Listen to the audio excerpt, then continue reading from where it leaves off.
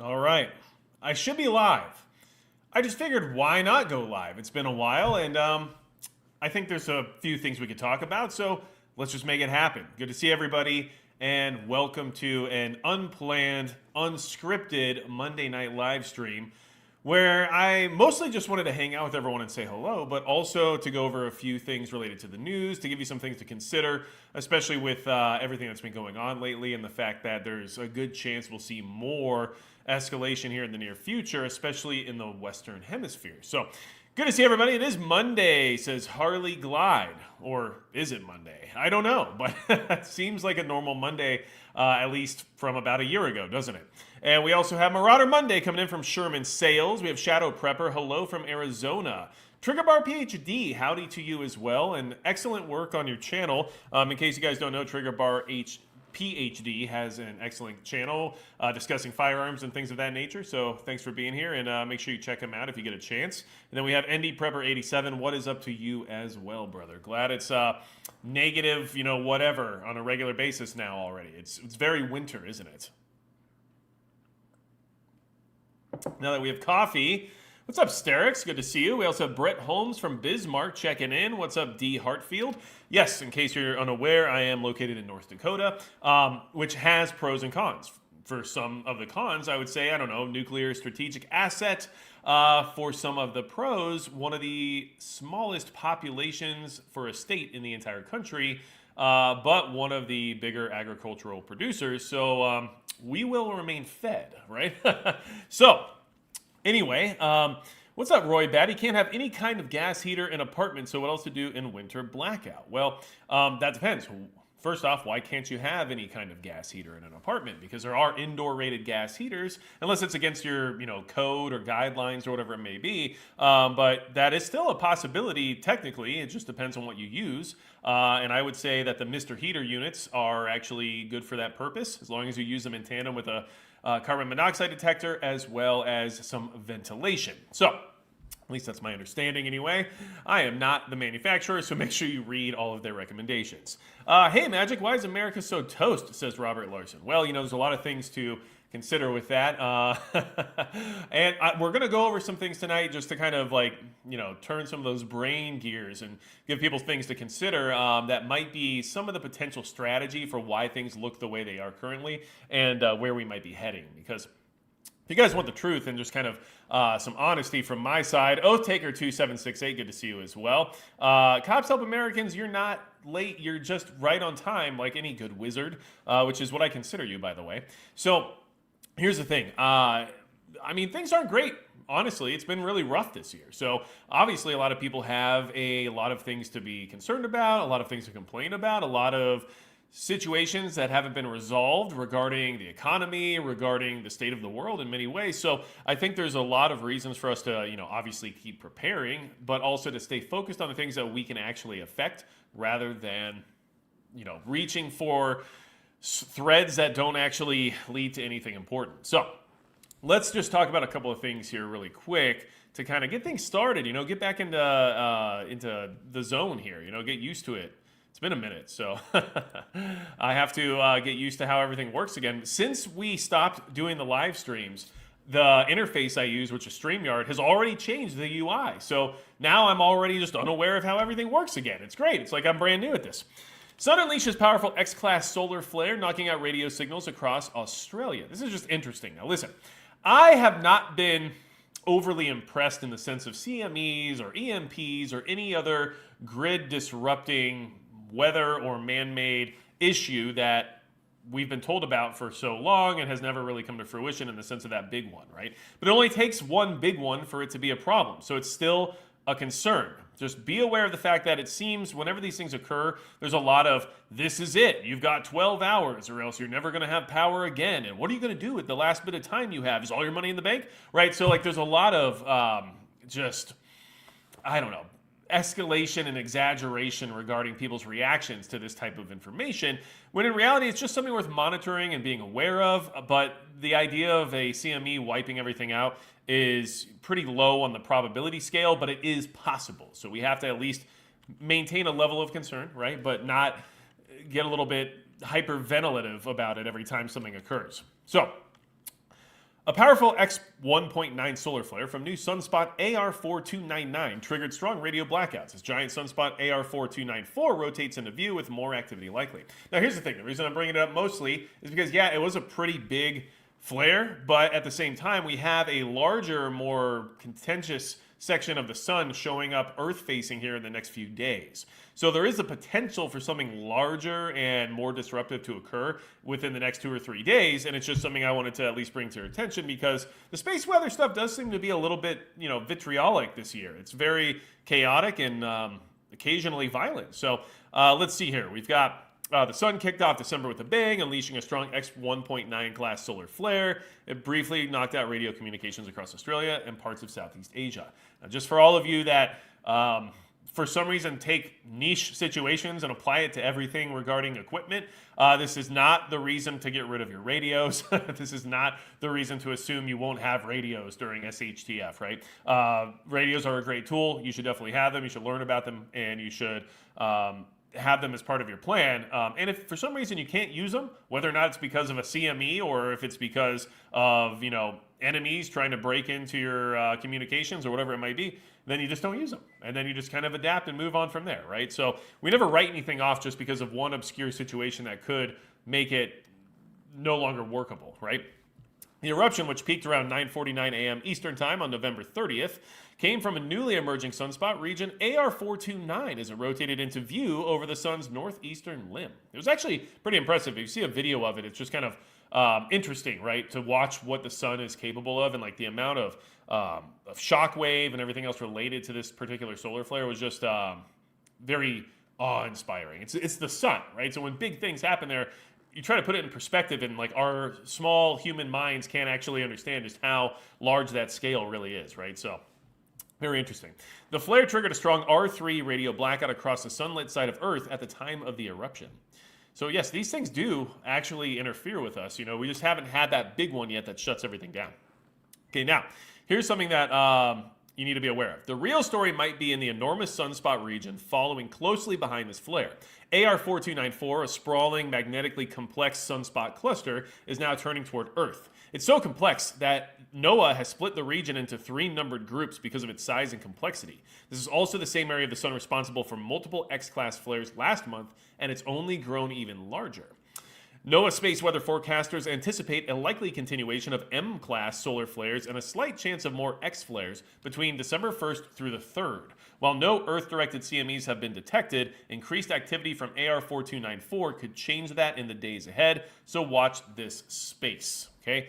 So, just something to be aware of. Do I think it's going to cause some kind of catastrophic issue? No. I mean, I'm not assuming that. I'm not making that like the most likely priority of my preparedness planning right this second, but I am aware of the fact that it could occur, and I am aware of the fact that we are in a higher risk zone right now, right? And I think that's kind of how we have to approach all this information when we digest it, is that it's just giving us a level of like where we're at in the sense of risk versus safety, and we should just be able to contemplate that when we're moving forward, right?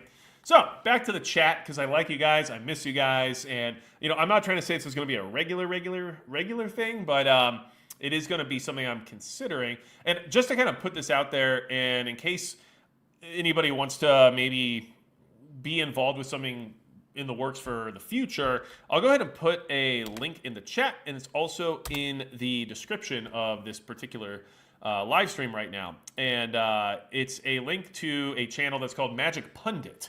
And it's a channel I've actually had created for quite some time now, but I haven't actually done anything with it for a while. And I'm considering using it as like a live streaming platform to just do live streams in like one singular location.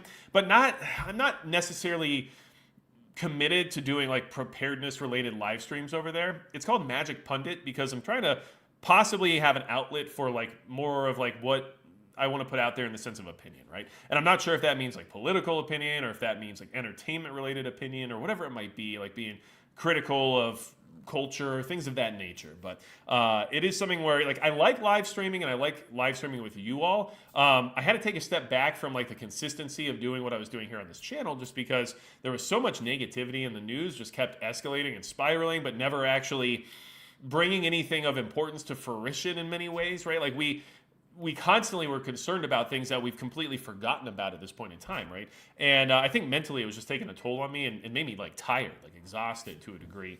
And I started to feel this weird obligatory stress of being like, it's Monday, I've got to be ready for Monday. And it was like kind of turning me into a crazy person. So I wanted to, take that step back, which I appreciate all of your understanding for. But I also miss this. Like, I miss hanging out. So I don't want to necessarily say like we won't do this anymore. And I'm not trying to say that that other channel is the only place where I'll have these conversations. But it is where I'm thinking about doing like more of a live stream formatted and oriented channel where I can just kind of like have discussions about things maybe not even related to preparedness, but in a live format, which I know many of you enjoy and also seem to just be cool to hang out with. So I figured I'd put that out there. Now, Vanessa Stoller, 8121. Missed the Monday lives. Thank you. Well, thank you as well. Really appreciate the super chat on that. And I also want you to know that I'm aware of the fact that these are missed, and I do want you to know that like I miss them too. Like I do. It's just like it was really good for me to kind of like be able to get back on track, back on schedule, get some projects accomplished, start working on some new projects as well where I needed to put a little more effort in, and it gave me a little bit of breathing room to be able to do that. But I did feel like personally, just from like an honesty standpoint, like I did feel like I let people down by like no longer doing them, and that also created its own level of stress in the sense of like feeling bad about it, right? But that's just reality, right? It's like change requires sacrifice in many ways, and that was something that I felt like I had to do. So let's go ahead and jump back in the chat here for a minute. Someone says you liked Bushwick starring Dave Bautista. I honestly don't know. I probably watched that like one time a very long time ago. I probably didn't like it, because if I did, I would remember more about it, I guess. Let's see here. That's a fake picture, says Tom Reed. Yeah, I mean, I'm not worried about the picture as much. I'm just more worried about the fact that the information is there. These pictures, obviously, we get what we get from NASA and from these different imagery services, but in reality, like the imagery doesn't make a big difference compared to like what actually occurs, right? All right, then we also had Trigger Bar PhD with the $1. Well, thank you. I really appreciate that as well. It's always very humbling for you guys to support me directly that way. And Wisconsin Prepper says, "Don't burn yourself out, dude." Well, I appreciate that. So, G-Ball Vision, what's happening in PM? Starting at the beginning, but I'll catch up. Good to see you on the live. Well, good to see you hanging out as well. And like I said, this is more about me kind of just wanting to hang out and say hi to everybody, but also provide some information in the process so that, it's not just some kind of like narcissistic, self-applaud type situation where I'm just like, hey guys, I'm here. I know that you really want me to be here, right? I at least got to provide you with some value in the process, or else it was a waste of everyone's time. So let's see here. Don't worry about it, Magic. You can't please everyone, says Sterix. You're not tacos. You know what? I am not tacos. That's true. I like to consider myself more of like a Crunchwrap Supreme. And I don't know if that's actually a compliment or an insult, but we'll just go with either one. Now, let's talk about this whole Venezuela thing for a little bit, because it is something that I want you to kind of think about in the sense of like potential reasons for why it's doing what it's doing, if that makes sense. Okay, so how could Venezuela's military respond to a U.S. attack? Now, we all know that the U.S. has been posturing in the Caribbean. We all know that there's been a lot of movement of assets to that region. We also know there's been discussions between Maduro and Trump. We also know that there's been, targeting of, narco vessels and everything else in international waters. So it seems like all of the indicators point towards like there will be some additional action in that area at some point, likely in Venezuela directly, much in what we see over in like the Middle East when it comes to like targeted strikes on, terrorist organizations. I expect to see a lot of similar stuff in Venezuela when it comes to like cartel operations being treated like foreign terrorist organizations, right? So like if that's how we're designating them now and that's how we've treated them in the past in other parts of the world, then I expect a lot more of the same. Drone strikes, right? And then like levels of capitulation through negotiation and everything else. And then eventually, most likely, just based on historical precedent, regime change, right? Like that's just kind of what we're looking at. And weirdly enough, Venezuela is kind of like the Middle East of South America with their oil reserves and everything else. So this is looking more likely than not likely, at least in my opinion. For all I know, it could just be a lot of saber rattling in order to achieve a necessary outcome. But it's starting to look a little bit more like there's a kinetic possibility here. So let's just see what they have to say here. This is a lot of like, oh, they talked about stuff, they closed down airspace, all that kind of stuff, right? Okay. Now, here's some of the stuff that I figured you would just like to know about, and some of the things I think apply to like what we might see, even like not necessarily, like, in my opinion, stateside and like a grand scale, but things to consider, especially in the sense of like, if this is how they're going to react to a potential like invasion or hot war on their soil, then maybe there's a potential for a similar situation to occur regarding if anything were to happen here in the U.S. So it just gives you things to just think about, right? And that's what we do in these conversations. So the military's equipment, aka Venezuela's military equipment, much of it Russian-made and decades old, is lacking. Caracas bought some 20 Sukhoi fighter jets in the 2000s, but they are considered lacking in comparison to US B-2s. And Venezuela's Russian-made helicopters, tanks, and shoulder-fired missiles are also outdated. How could Venezuela respond to an attack? Venezuela plans to mount a guerrilla-style resistance or sow chaos in the event of a U.S. air or ground attack, sources and planning documents seen by Reuters show. The response has been referenced publicly, though without details, by high-ranking officials who refer to it as prolonged resistance and would involve small military units at more than 280 locations carrying out acts of sabotage and other guerrilla tactics. Venezuela's 5,000 Russian-made Igla missiles, praised by Maduro recently on state television, have already been deployed. Military orders are for units to disperse and hide at various locations if there is an attack, one source said. So I just found that interesting for a couple of reasons. One, they're talking about how all their stuff is outdated, or let's just put it like, and the reason I'm bringing this up, not because like, yes, I think the Venezuela-U.S. confrontation is something that's likely and happening here soon, at least it seems. Although, guys, please, every so often you got to reel it back in, especially when you're digesting this type of information on a regular basis. Like, I just want you to go back and kind of remember like how many different sources were saying, oh, strikes in Venezuela tonight, right? Strikes in Venezuela happening this weekend. Strikes in Venezuela on Thanksgiving, right? Like, it's a constant drum roll that just keeps adapting to the next period of time in the hopes that there's either an understanding as to why this timeline didn't work out, or if there's a level of forgetfulness because something else will happen relatively soon, so that we don't have to really think about the fact that nothing did happen when we said it would. And so that's why I'm trying to be very careful about predictions in that sense, especially related to timelines. In the past, I have made some predictions that were like pretty on point in the sense of like the Ukraine invasion and things of that nature back in the day. But I'm still trying to be more careful about it even now because it pushes people into a mode of like panic or concern that maybe they don't need to be in quite yet, especially when things are predicted wrong more often than not. So here's the thing: look at this in the frame of how would this apply to like America, right? And I know that's kind of weird to say because America would be doing this, but let's say like one of the more likely situations in the U.S., that you might face as an American citizen, right, is the idea that the tyrannical government maybe decides that you're a problem. And guess what? Just like in this equation, the equipment that the people who are under attack would have is less advanced and not quite as good as the equipment that the attacking force would have access to. And so knowing that, which this is, by the way, like a state nation that works with countries like Iran and Russia and has, military strategy involved with their planning, their plan, knowing that is part of the equation that they have to anticipate, is to mount guerrilla-style resistance or sow chaos, aka both in all reality. And that's in the event of a U.S. air or ground attack.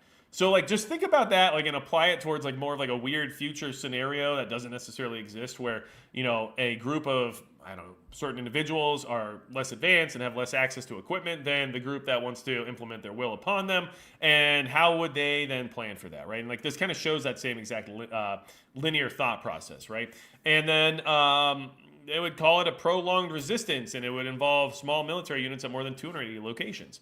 So like just kind of made me think about that in the sense of like a lot of the reasons why people prepare in our community is in case we ever find ourselves under the attack of a larger, more well-resourced or financed organization, regardless of what it is. Like people will say it's, potentially the U.S. government in the future, potentially a foreign invasion from a near-peer adversary, could be even an organizational invasion of sorts, like the UN or something like that, right? So, but it is interesting to kind of see that happening right now, where we have this force that's like organized to a degree, has equipment to a degree, and has strategic planning to a degree, but just knows for a fact it doesn't really have the ability to hold a candle to the potential enemy that they expect conflict with. So their only option is to go into that style of warfare, asymmetrical warfare, which is pretty much the only option any lesser force tends to have. So just an interesting thing to talk about. Let's see here. I got some good people here in the chat.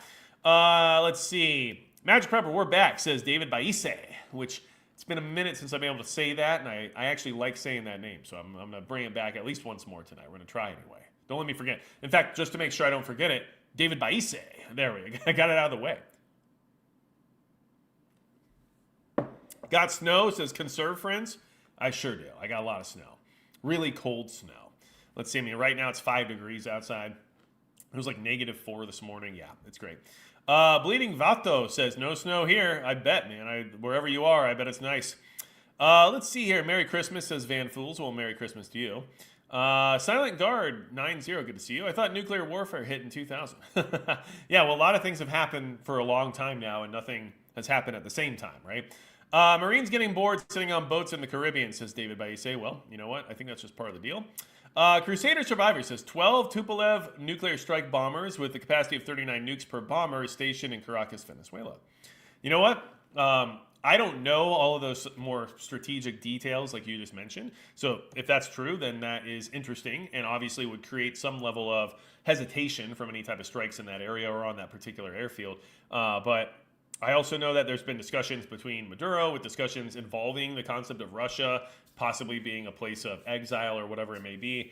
So we all know that these backdoor, I always say that, back room, get your mind out of the gutter, man, always end up in these weird discussions where things are moving, parts are moving, and deals are being made, and we'll never be made aware of it, right? So that is something that I keep in mind, especially when it comes to larger nuclear powers like Russia and China. Let's see here. Venezuela also got a huge shipment of S-400s of a maximum range of 3,000 kilometers. That's also something that I'm not fully aware of, but also sounds reasonable to believe, and S-400s are actually pretty good units in my understanding. Van Fools, what's the best 10-round truck gun? 10 round. If we have to do 10 rounds, like that's the, we're in Washington, California, or some other place like Colorado, possibly, I guess, which is unfortunate, but sometimes just what you have to deal with, myself included, many years ago. Here's the thing, I'm going to be honest with you. Like, my truck gun is generally just my handgun because it's, what I have on me. And if I have additional firepower in the vehicle, it's because it can do above and beyond what my handgun is capable of. I think if I had to choose something that was like more of a long arm and I was limited to that level of capacity, and then I also wanted to have like the reasonability of like why maybe I have it, and also have some, I guess, practicality to what it could do outside of just like enhancing the ability my handgun already provides. Stuck with 10 rounds. I mean, I'm not gonna lie, like I might go with like a semi-auto shotgun at that point, because a lot of them can hold like 8+1, and that gives you, your 10 rounds for the most part, but it's 12 gauge, so like it counts, right? And then it also gives you that ability to have, the versatility of whatever else you might encounter in real life, not just a threat, but even just having to like, maybe, you hit a deer, you got to put it down. 12 gauge would definitely take care of that. It gives you ability to like hunt or maybe put down, like get rid of a snake or something like, so you get all those different versatilities in one package. Because of that limitation, it doesn't give you the same level of compromise that you might have had in more of a free state, right? So like where I live, it wouldn't be my choice because I can just have whatever. And even where I'm at with my class of CCW, I can carry just pretty much anything I want. So it's pretty cool, actually, including like ninja stars and ninja swords and ninja everything. It's great. All right, so that's my answer, I guess. If I had to go with 10 rounds, like I would really honestly maybe consider a 12 gauge. Otherwise, my pistol would already be fulfilling that role. Let's have a good old-fashioned conventional war, but this time with millions of drones, says Crusader Survivor. Yeah, I'd prefer not to have any, but yeah, I get it. I get it. Let's see here. Wicked Warhorse. Damn, I'm late. It said live in 80 minutes, 15 minutes ago. Nice to be back on a live. Hope everyone had a great Thanksgiving. Well, I'm glad you're here, and maybe that's just, let's just call it manipulation, right? Like, who knows? But I will say, I hope you had a good Thanksgiving as well, and I'm glad you're here. Darth Dudu. Once it's drone swarm versus drone swarm, the fight will turn into killing the most people until one side gives up or destroys them completely. Now, that's the thing. First off, I'm really bad at filtering the words for the algo. So, whoops. But but the other thing is that I think we'd be in an interesting spot due to the fact that it'd be like battle bots, right? Like, so maybe it would be pay-per-viewed or something. I don't know. But we're in a weird space when it's autonomous versus autonomous. I don't like that because it just feels very Skynet. Let's see here. Any chance for a North Dakota meetup and training? Brett Holmes. Well, possibly, but I'm just not, I don't personally have, a situation set up right now where I'd be comfortable, having people, meet exactly, where I'm at right now. So we'd have to, figure out a more public space. And then, obviously, that's difficult. It's a very large state, and then we'd have to make sure everyone could get together. So I think there's definitely a possibility and a potential for it. I just think that I'd have to figure out the logistics of it and plan it accordingly in order to maintain a level of safety and security, for myself and my family, while also ensuring that it's a good event and worth people's time. So that's kind of why I haven't done one, just because I don't want to just waste everyone's time, right? I don't want it to just be like a meet and greet, let's just say, but I also think it would be good to build some more community out here. So I think it's something that we could make work. Anyway, let's get back into it, okay? Ray D says you could always use a 357 lever gun. And you know what? I'm like, yeah, I do like that too. Don't get me wrong. I just think I have a 357 lever gun and I have a 12 gauge semi-auto shotgun. And if I had to grab one for the purpose of defending my life from people who also might be armed, I would probably grab the shotgun just because of its capability and its ease of use, and because it's a shotgun, right? Although I really like the lever 357. In fact, I have two of them. So there you go. Now, let's talk about this because it's something I haven't really seen a lot of discussion on, but I think that there might be more of an economic strategy here behind the Venezuela thing than a lot of people anticipate. So first off, there's a lot of discussion about taking Venezuela in order to have an oil reserve for the potentiality of a war with China in the future, right? So to ensure that we have access to the level of resources required to fight a long, sustained war with a near-peer adversary like China. However, we are also in economic turmoil. I mean, we all know it. Everyone can just feel it. You can see it. And it's something that we already knew before this new administration even took over. In fact, a long time ago, I put out a video discussing the fact that I considered this idea that the administration prior understood that the economic cliff was getting closer and closer every day, and that it'd be easier to pass that off to the alternative party for them to inherit some of the blame of that potential heading over the cliff, and then to rescue everybody on the back end thereafter once it's all crashed and burned, right? And I still think that might be a potential strategy that they were playing at the time, which is why you would run such an atrocious candidate for presidency, understanding that there really was no chance of a win.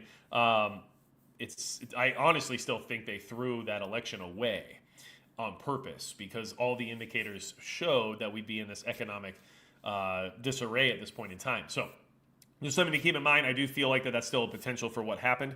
I know that's very cynical of me, but I also have my reasons, I guess. But regardless, we are in difficult times, and we all know that war is generally a money printing machine in some regards. But here's something that I think you should consider, okay?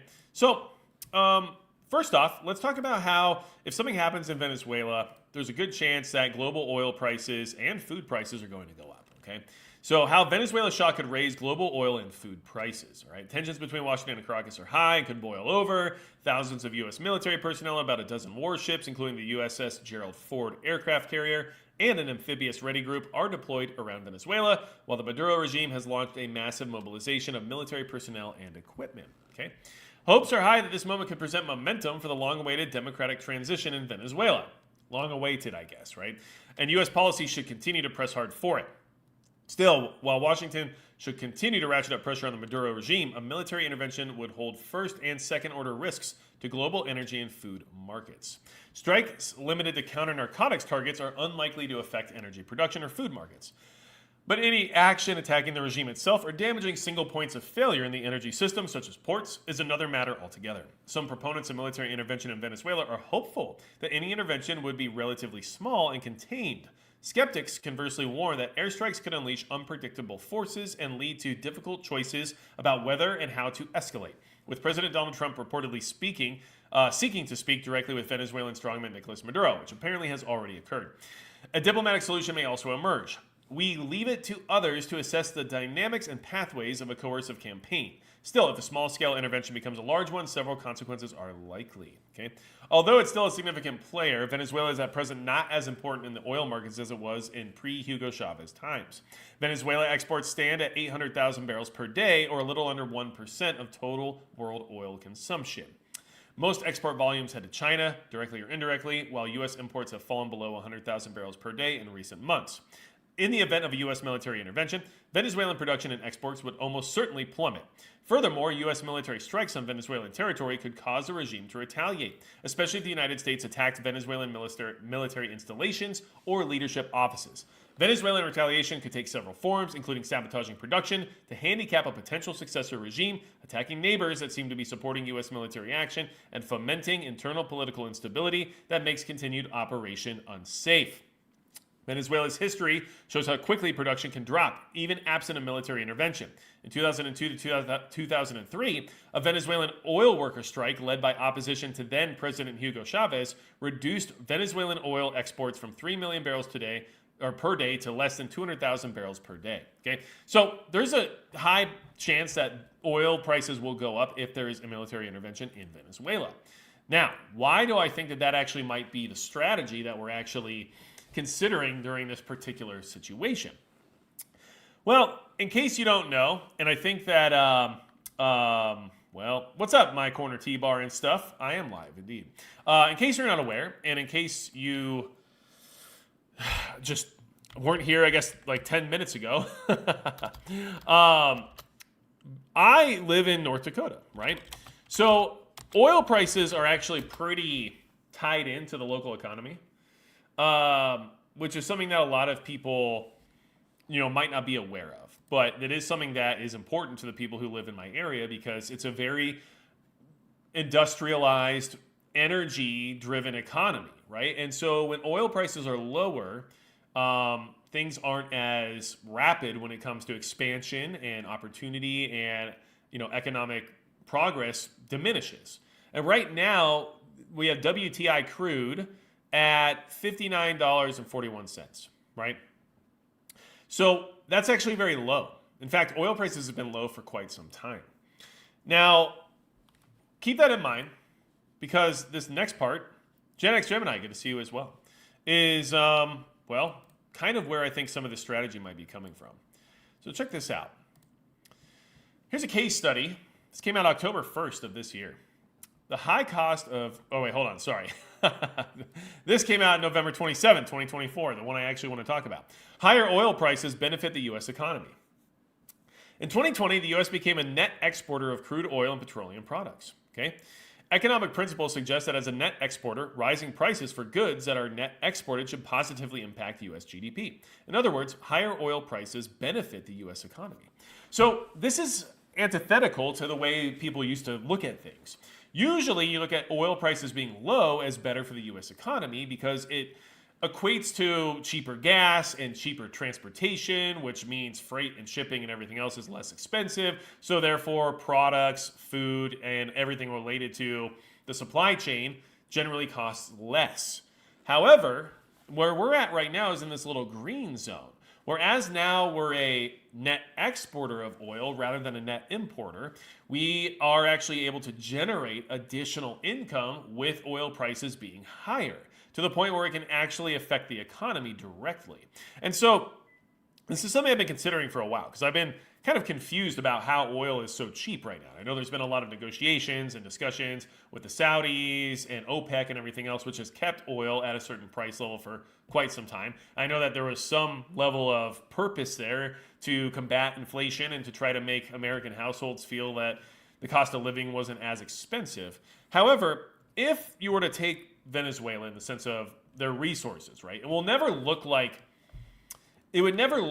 a ground invasion where people just, occupy Venezuela and now it's just, the 51st state. Like, that's just not the world we live in anymore. But if we were to conduct military action against Venezuela, do a regime change, add a regime who's friendly to the United States, which means now we have access to their resources, we can manipulate the numbers, we can get private companies and entities and corporations in there to try to establish control over certain levels of resources and everything else. And look, first off, this isn't what I'm saying should happen. This is something I'm saying looks plausible for what could be occurring. Suddenly, you have not only an instantaneous scenario that rises oil prices, right? Although it's not a huge amount of the world's supply, the reserves there are known to be extensive. And so any type of chaotic event and any type of sudden change of power or lack of production or disruption in that region is going to create instability, especially financial instability. So now these markets are going to react to that. And so futures are going to start looking like oil is becoming more expensive. Oil becomes more expensive. The U.S. as a net exporter of oil suddenly becomes more enriched. Not to mention the fact that now this other country, Venezuela, is no longer exporting. So now you have supply and demand starting to build on itself while also having countries reach out to find other exporters to fulfill the lack of Venezuelan oil coming to them, aka China or Iran or whoever else it might be. So suddenly you have this huge disruption, which raises prices, creates additional opportunity for U.S. energy in order to establish more dominance in the market and have a larger market share, which in tandem provides even more economic gain. And then at the same time, you now have control over those resources that are suddenly worth more. And those resources you have the ability to now manipulate to either create additional shortages or to create additional supply that you now command. And that supply is part of your net export, aka the US is now just selling even more oil to everyone versus the oil we're already producing. So it just feels like this might be one of those last chance economic reset type strategies in order to get us through to the other side of this very difficult time we're currently in. That might be one of the only reasonable explanations for why we're suddenly so concerned about it. The other thing, regarding China and having reserves and having a foothold in one of the, richest resource countries in the hemisphere makes sense too. Don't get me wrong. And I do think that if we were planning on having to have a war with China, then there would be reason to gain control over certain strategic assets within the region. But economically, things aren't good. And I think that, especially if you were looking at this from a political standpoint, let's just say in the sense of, red versus blue, right versus left, Republican versus Democrat, however you want to look at it. If the Republicans wanted to maintain any level of power or legitimacy moving into 2028, they have to, absolutely have to, find a way to improve the economic situation or else just throw it out the window, right? And so if they can't figure out how to improve the economic situation for the average American within the next 3 years, then it's over, right? Like they're already it's done. Probably into forever if we're not careful, right? In the sense of letting the other side take control forever, which no longer is, a republic, because if only one ideology prevails into infinity, there's not much republic left, right? That's just the reality of it, regardless of which ideology that is. So this is just kind of where we're at least in my opinion. This is kind of what I've been considering for quite some time. It feels like an economic move, and it might be that last-ditch effort that is the only thing that could work to try to really put things back on track without having to deal with the usual suspects, right? We could make a deal with China and Iran and Russia and all these other countries and still deal with Venezuela and not have the same ramifications or impact as Taiwan or as Ukraine or any of these other countries that are more tethered to these near peer adversaries. So that's just kind of where I'm at. That's kind of what I'm looking at when it comes to this Venezuela thing. For a while, I just assumed it was like a resource grab, which would make sense. But I think there's more to it than just a plain and simple resource grab. I do think that there is a potential economic reason for why that would be a valid concept. I'm not saying that that's what I would want to see, because I don't think rooting for war of any kind is ever a good idea, especially when I'm not the one fighting it, right? But I do understand that the people who are currently in power might feel that they are running out of time and options for how to fix this huge mess we're currently in. So that's just my thought process, I guess. Now, let's jump in the chat here really quick. So, anything being done about filling our reserves? Annette Lupau. I do believe we have begun refilling the strategic reserves, but those were loosened quite a bit during the last administration in order to, like I said, maintain those lower gas prices and make people feel more comfortable about their household economic situation. So it was a placebo, but it wasn't good for us as a country in the sense of national security. So I don't know the answer to that right off the top of my head, but I do believe I remember reading that there is an effort to refill the strategic reserves, but I just don't know what the progress of that is currently. Let's see here. Show Intel 2025. Good to see you. Unknown. That boy a Chemlight. I love that stuff, man. People are like, this guy glows, right? And man, I'll tell you what. Like, if I was offered like a job right now in the federal government where I had like a guaranteed pension and healthcare and dental and vision and all the stuff that I basically like don't have right now. Yeah, I would be pretty interested in that, to be honest with you. But only if it was within my moral boundaries. So obviously, if it was like, hey, you're going to be the guy who sells lies to the American public, so that way we can try to promote an agenda. Like, yeah, I don't think that's going to work out for me, because we should have moral standards to a degree, right?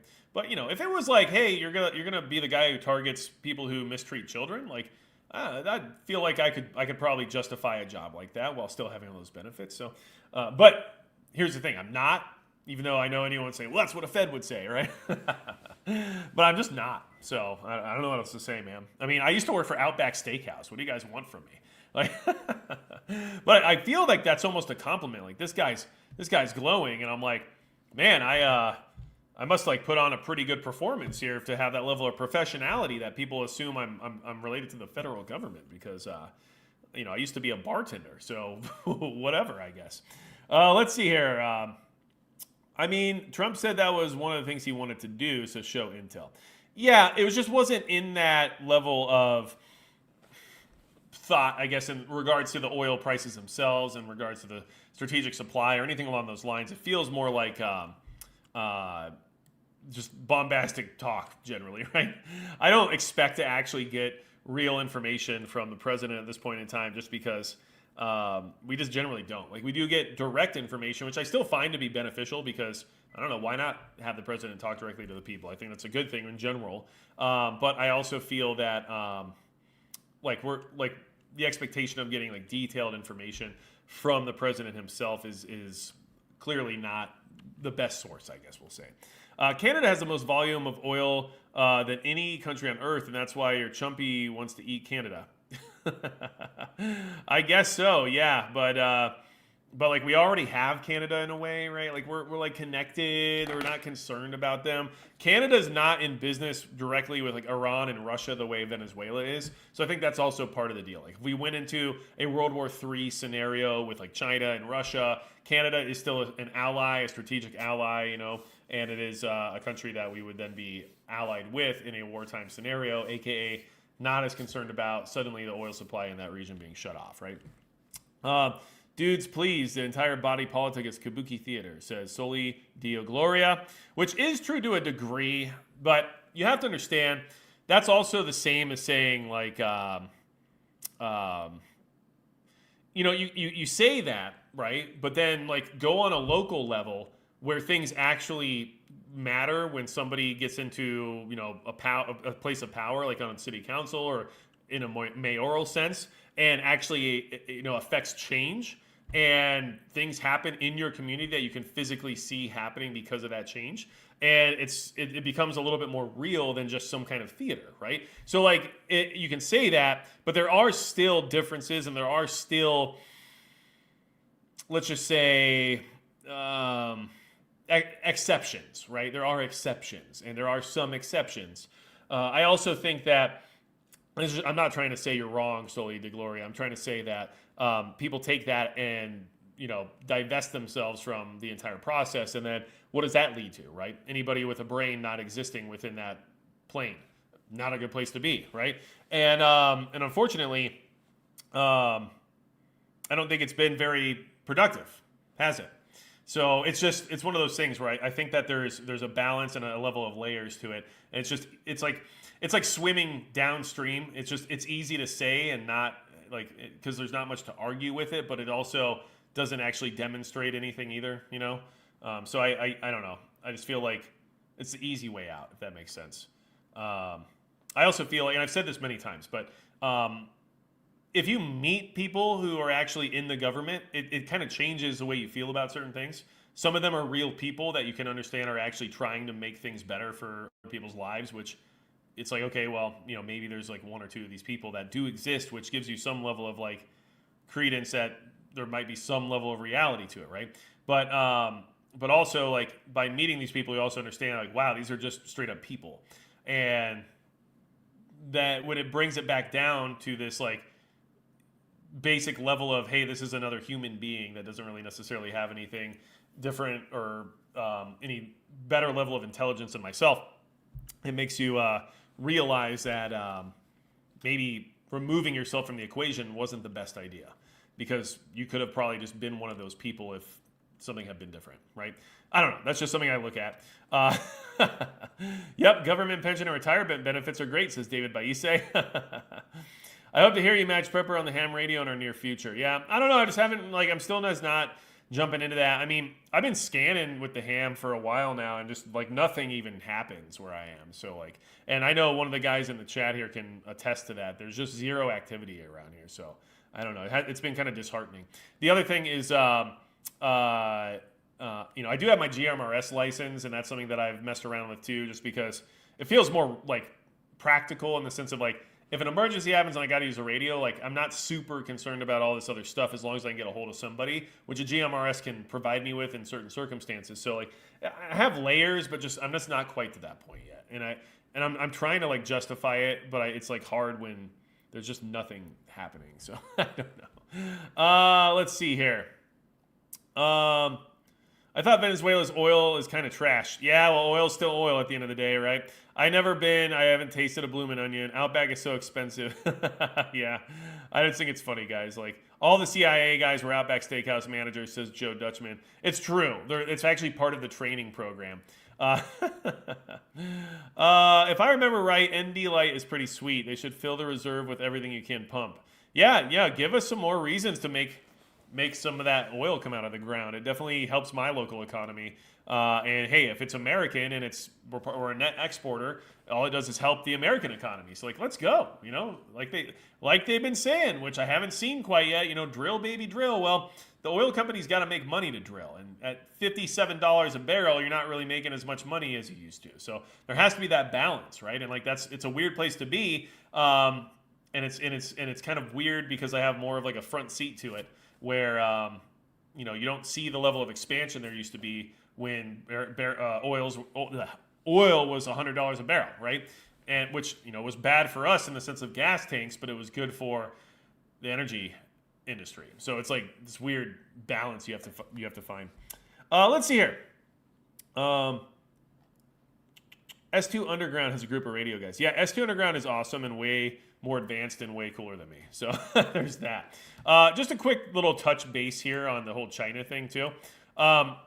The whole like strategic asset of Venezuela in preparation for a future war with China, like there might be some reasonability there too. And I didn't want to like write that off. I'm not saying that that's not a potential. In fact, I think it is a potential.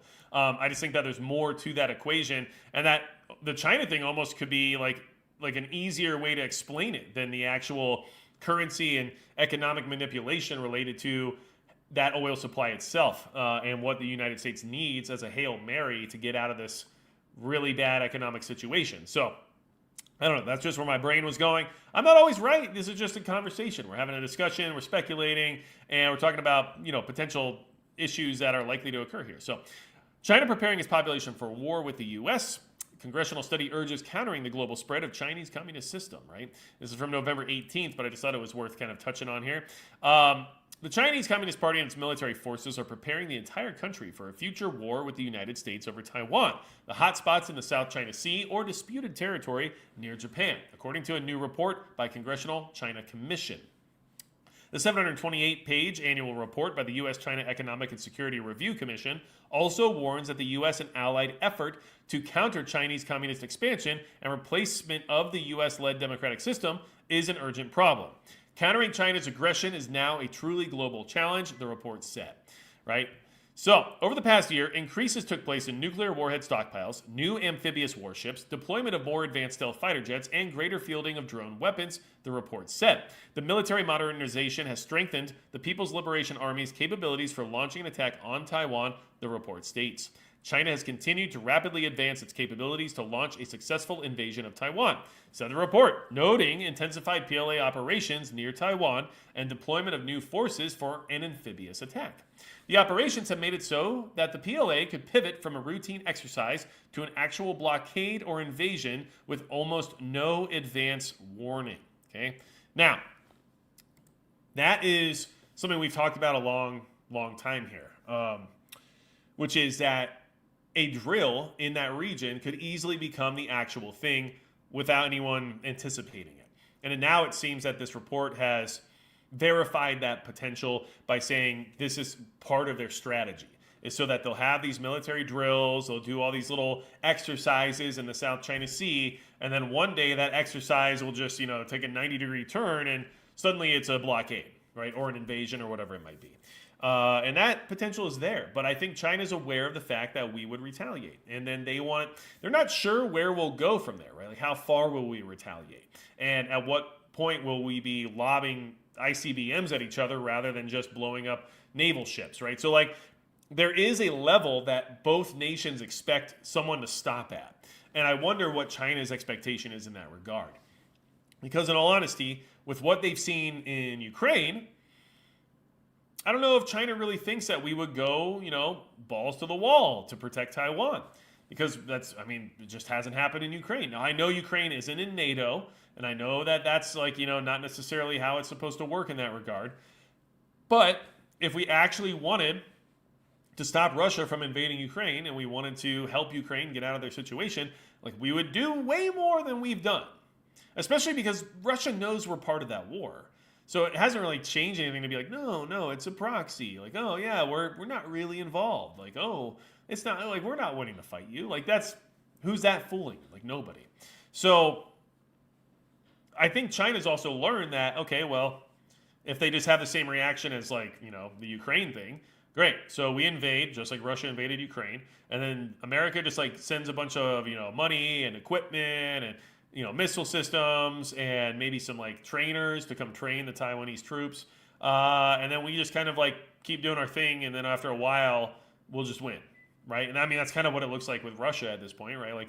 They're still fighting. And the Ukrainian people have sacrificed a lot. And, a lot of them have fought very hard. But at the end of the day, Russia's just still there in their territory. And it doesn't look like they're going to maintain their sovereignty over all of that territory, right? At least when it comes to the way these peace negotiations have seemed to be unfolding. So, I don't think China's super concerned about us actually wiping out their entire naval fleet just because they invade Taiwan. And so, that potential is there, but when does it stop in the sense of the back and forth? I don't know. So that's something that you should definitely be considering. And another reason why action on Venezuela here in the near future would be strategically sound in order to not have to worry about that come an armed conflict with China.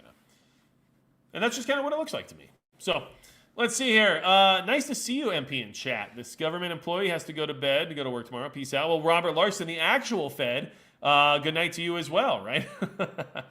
Let's see here. I'm trying to jump in here for a minute. We have some good people here. Houses have doors, says Donald Bianco. Yes, I agree. They do have doors. Of course, that would lull people to sleep, says Eric's Gurley. Eric's Wrigley. Sorry, not Eric's Gurley. That's somebody else. Let's see here. Russia wasn't as tough as they thought, apparently. Yeah, that's true, but I also know that there's a lot of nuance there, right? Like, because they haven't gone full bore per se either. Maybe because they didn't want to. I don't know, but that whole thing is strange as well because it was either supposed to be over right away or just not be happening still, and we're wrong about both, right? I have a feeling that the USA will soon start a military draft. I'm not sure we're there yet. I don't think we'd be there until something drastic would have to happen. The draft would have to be like a two front war. I think if that happened, the likelihood of a draft becomes exponentially higher, right? So let's say we go to war with Venezuela. Definitely not going to require a draft. But during that campaign is when China decides to act. And then something occurs, like a major event, where we have catastrophic losses in that theater. Then I think that creates the environment where a draft might become necessary, where a large amount of U.S. troops would have to, at least at the minimum, have casualties to the point where they need that additional support and don't have it. And that's when the draft would come back into play. So I think there's a lot of steps before that would occur, but I do think that there's a potential for it if things don't line up on the timeline the way that like the U.S. government would like them to, right? Let's see here. Department of War means wars are coming aplenty. I mean, possibly. And you know what? And it sounds bad, but I think that economically it might be the only way out. And that's not what I want to have to rely on, and that's not what I want to have to say or admit, but I think there's a potential that like that might be the only way we get through is with a war, because it's the only thing our country knows how to do when economic times turn sour. I hate admitting it. I hate to feel like that might be what's happening here, but it has worked in the past historically, and I don't know what else their plan is. I haven't seen or heard a very good plan to really dig us out of this economic pitfall in any other way. And yeah, tariffs and tax, changes and everything else. Sure, maybe there could be a little bit of a slow of the hemorrhaging. We used to do the Doge thing. That's like not even really a thing anymore. Like, yeah, I know they're still going to maintain some of those directives and everything else without the functional organization of Doge existing any longer, but we all know how that's going to go, right? So I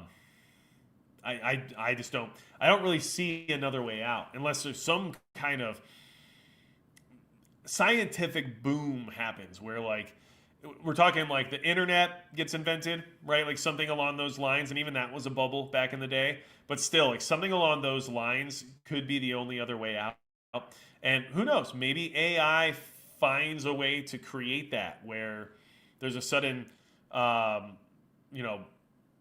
windfall that we just had no idea about. Maybe we're mining asteroids. 3i Atlas, it's going to drop a bunch of treasure on the ground, right? So who knows? But here we are. And yeah, I mean, a show intel says when Trump changed the DOD to DOW, I think that says it all. I mean, I think that's quite true.